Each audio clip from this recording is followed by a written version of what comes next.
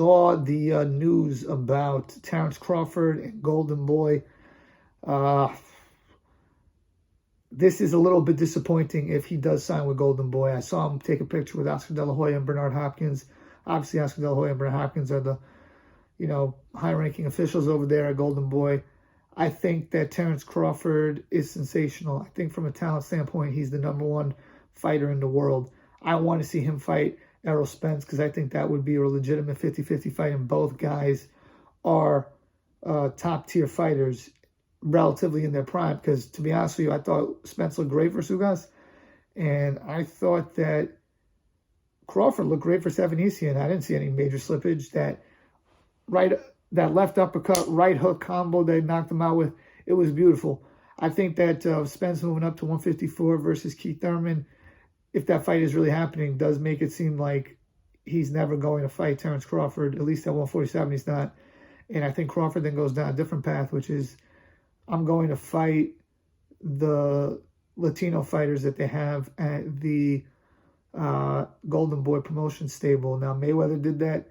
Gervonta Davis did that. If you look at Gervonta Davis, the guys that he's fought, he's copied the Mayweather blueprint where he's fights basically only Latino fighters.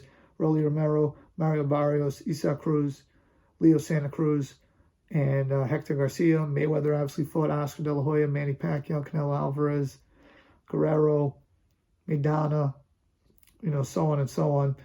Besides for Shane Mosley, basically, when he was Money Mayweather, it was all Latin fighters. And Ricky Hatton, Marquez as well. So I think that that's probably where Crawford goes. He fights Rocha, who just had a good knockout win yesterday. And then I guess Virgil. Virgil is the WBO mandatory, so you got to think they would do that fight. I think that's a good fight. But it's just disappointing that he's not going to fight Errol Spence, because that would have been the super fight. I hope it still happens, but it's disappointing because, you look at someone with as much talent as Crawford, and I guess his signature win of his career is probably the Sean Porter fight. Sean Porter is a heck of a fighter, don't get me wrong, but you want a super fight, at least one major, standout win. Sugar Ray Leonard had Tommy Hearns. He had a bunch of signature wins, really. Tommy Hearns and Marvin Hagler, Amron Bro Duran, but Tommy Hearns especially, I'm talking welterweight. You had a guy like Floyd Mayweather. He had a signature win over Manny Pacquiao. Even though the fight was disappointing, you saw him beat Pacquiao, so it was conclusive that he was better, in the head-to-head sense than Manny Pacquiao. Yeah, it's just disappointing when you think about it, that you don't get that undisputed fight, the clear-cut who's the best guy.